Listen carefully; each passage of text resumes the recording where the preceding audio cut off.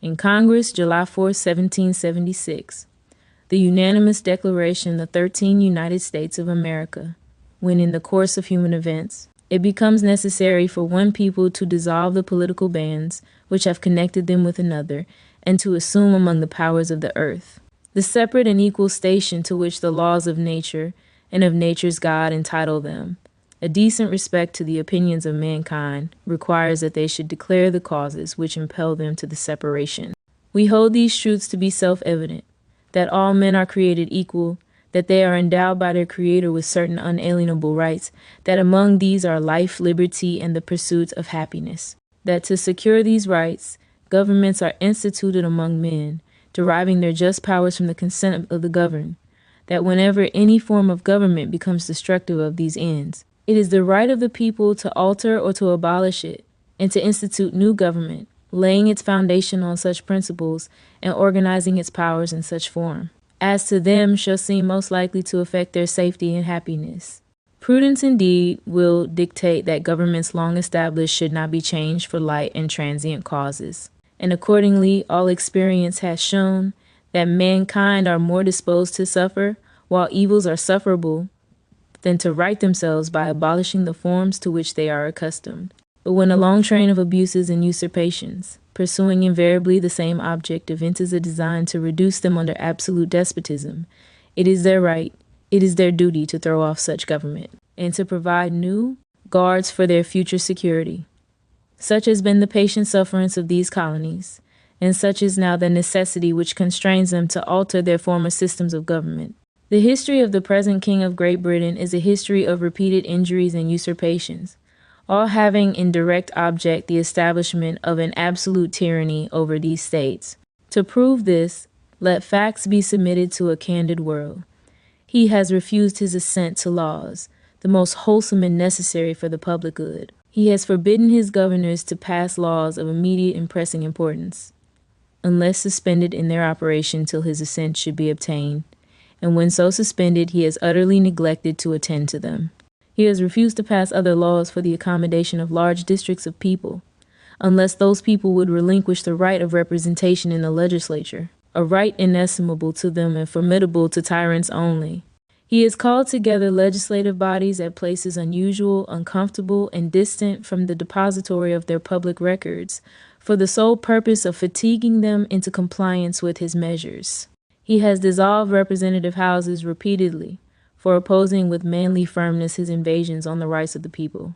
He has refused for a long time, after such dissolutions, to cause others to be elected, whereby the legislative powers, incapable of annihilation, have returned to the people at large for their exercise, the state remaining in the meantime exposed to all the dangers of invasion from without and convulsions within. He has endeavored to prevent the population of these states, for that purpose obstructing the laws for naturalization of foreigners, refusing to pass others to encourage their migrations hither, and raising the conditions of new appropriations of lands. He has obstructed the administration of justice by refusing his assent to laws for establishing judiciary powers. He has made judges dependent on his will alone for the tenure of their offices and the amount and payment of their salaries. He has erected a multitude of new offices and sent hither swarms of officers to harass our people and eat out their substance. He has kept among us in times of peace, standing armies without the consent of our legislatures. He has affected to render the military independent of and superior to the civil power.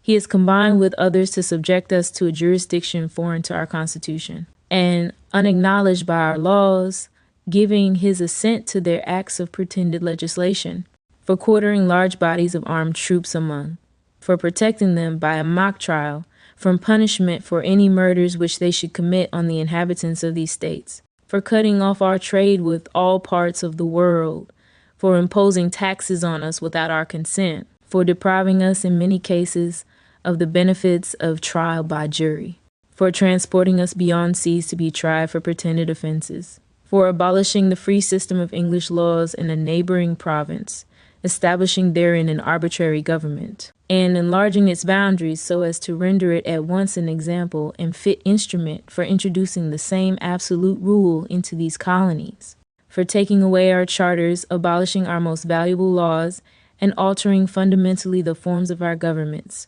for suspending our own legislatures and declaring themselves invested with power to legislate for us in all cases whatsoever.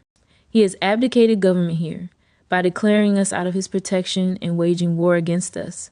He has plundered our seas, ravished our coasts, burned our towns, and destroyed the lives of our people. He is at this time transporting large armies of foreign mercenaries to complete the works of death, desolation, and tyranny, already begun with circumstances of cruelty and perfidy scarcely paralleled in the most barbarous ages, and totally unworthy the head of a civilized nation. He has constrained our fellow citizens taken captive on the high seas to bear arms against their country, to become the executioners of their friends and brethren, or to fall themselves by their hands.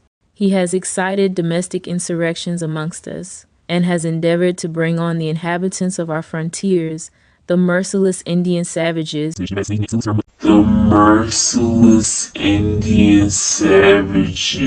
whose known rule of warfare is an undistinguished destruction of all ages, sexes, and conditions. In every stage of these oppressions, we have petitioned for redress in the most humble terms. Our repeated petitions have been answered only by repeated injury. A prince whose character is thus marked by every act which may define a tyrant is unfit to be the ruler of a free people. Nor have we been wanting in attentions to our British brethren. We have warned them from time to time of attempts by their legislature to extend an unwarrantable jurisdiction over us. We have reminded them of the circumstances of our immigration and settlement here. We have appealed to their native justice and magnanimity, and we have conjured them by the ties of our common kindred to disavow these usurpations, which would inevitably interrupt our connections and correspondence. They too have been deaf to the voice of justice and of consanguinity. We must therefore acquiesce in the necessity, which denounces our separation, and hold them, as we hold the rest of mankind, enemies in war.